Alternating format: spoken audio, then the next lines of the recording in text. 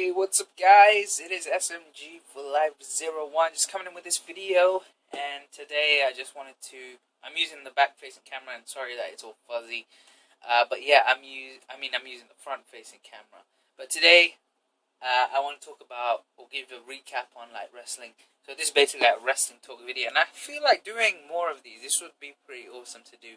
So I just finished up watching Monday Night Raw, and I finished watching TNA. And obviously, right now, WWE is coming up with WrestleMania, and Lockdown was just on Sunday, and Lockdown's like one of TNA's biggest events.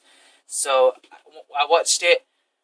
I was watching it last night, and I fell asleep.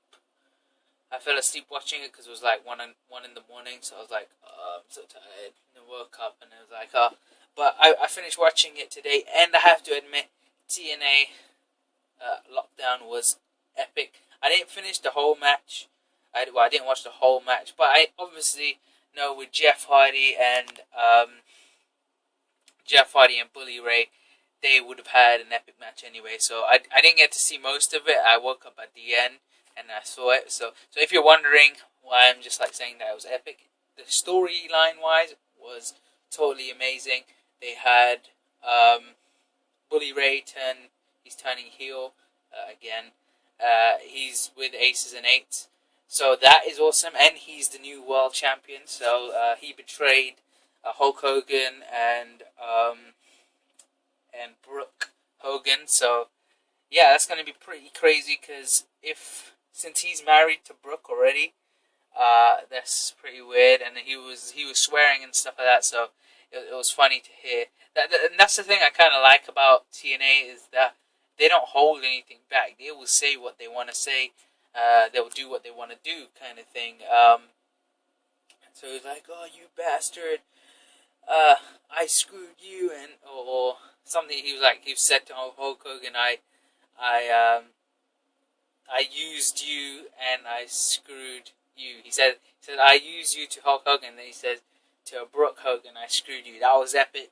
I have to admit, I give props to Bully Ray for it. Even though Jeff Hardy is my favorite wrestler, I'm gonna have to say that the storyline wise, I kind of knew it was gonna happen, and plus it kind of ruined the story for me because I was on YouTube and I was scrolling down like through all my uploads, and it said something about Bully Ray and like what Brooke is thinking about what happened. So I saw that and I was like, oh fuck, kind of ruined it for me. I didn't watch the video, but I finished watching it, and I'm mainly talking about the main event. So Team TNA versus Aces and Eights. I have to Team TNA come out on top, and I have to admit the final like attack that EY did. Holy crap! Eric Young, by the way, if you don't know who that is, Eric Young, he jumped off the top of the cage with the elbow drop and landed it on. Can't remember who he landed on, but he landed on whoever and got the pin. And before that, like the lead up to it, it was a Scorpion Death Drop. Then he climbed up and jumped off and won. But so that was awesome. So that's the kind of roundup for Lockdown, the interesting matches. The beginning wasn't really that interesting, but I kind of watched it yesterday, but I can't really remember it right now. But yeah, so let's go on to WWE. Monday Night Raw was awesome. We saw Brock Lesnar return to accept the challenge for Triple H. We saw like he attacked Road Dogg and Billy Gunn like during like the beginning of the match between them. The New Age Outlaws and Rhodes Scholars, and then after that, Brock Lesnar comes out, gives them to the F5, and also at the beginning of Monday Night Raw, the Undertaker was in the ring, and I don't think he was talking or anything, and as though like trying to remember Paul Bearer, CM Punk comes out, starts like talking to the Undertaker about whatever. And yeah, so that's pretty much it. And then Kane came out and choked him, and was about to choke him off the stage, but CM Punk blocked it and ran away like a bitch. Big Show versus Roman Reigns, Seth Rollins from the Shield. Big Show won by disqualification, but he got taken out by the Shield again. I have to admit, leading up to what's it called? Leading up to WrestleMania, this is going to be an epic match.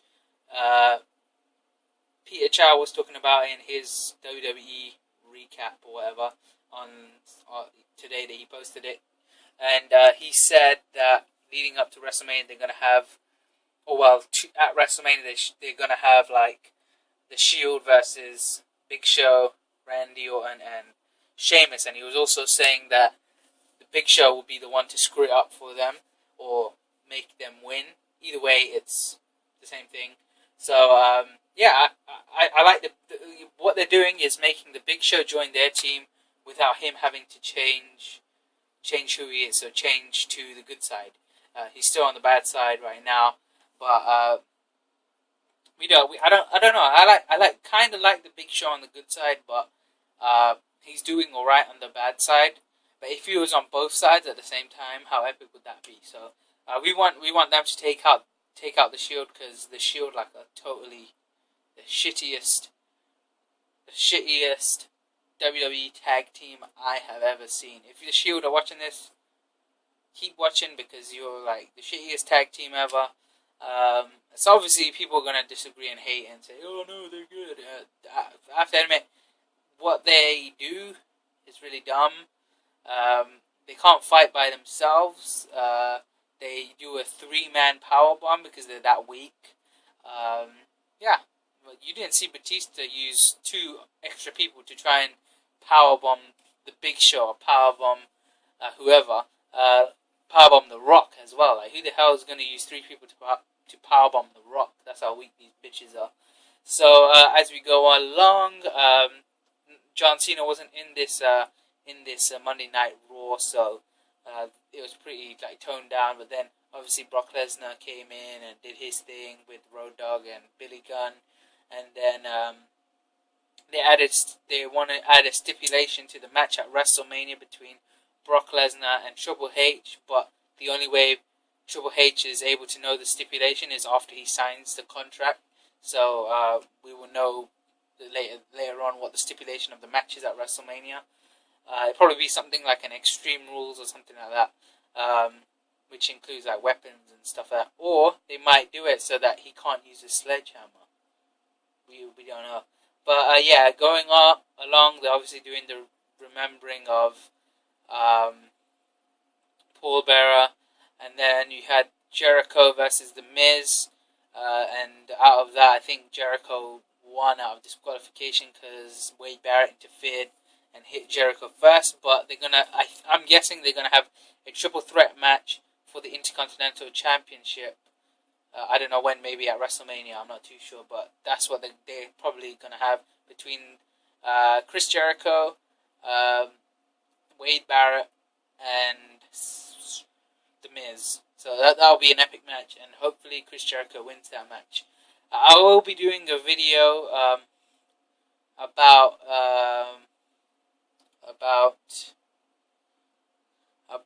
the WrestleMania like predictions. I'll do like maybe like some capturing of WWE 13 and then talk about it through that. And then obviously we come to the end, and this is the match that Vicky Guerrero decided, and that was Kane versus CM Punk, and Kane won that match hands down. And then Kane was getting beat down by CM Punk when The Undertaker came out. Well, the reason why CM Punk kind of lost was because of The Undertaker's like dong music at the beginning.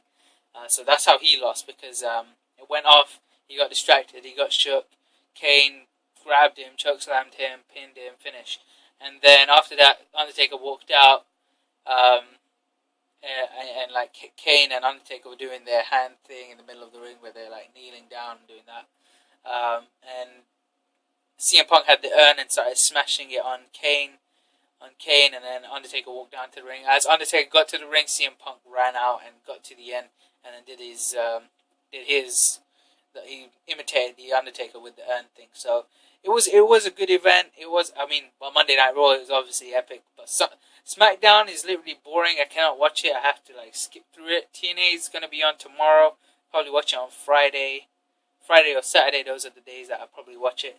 So yeah, I hope you guys enjoyed these like recap wrestling talk videos, because I'll be doing a few more of these. And I'm sorry that it's like over 10 minutes long and from my phone, because I prefer to do it from my phone than from my camera, because there's no point. And yeah, I'll see you guys in the next video. Peace out, peeps.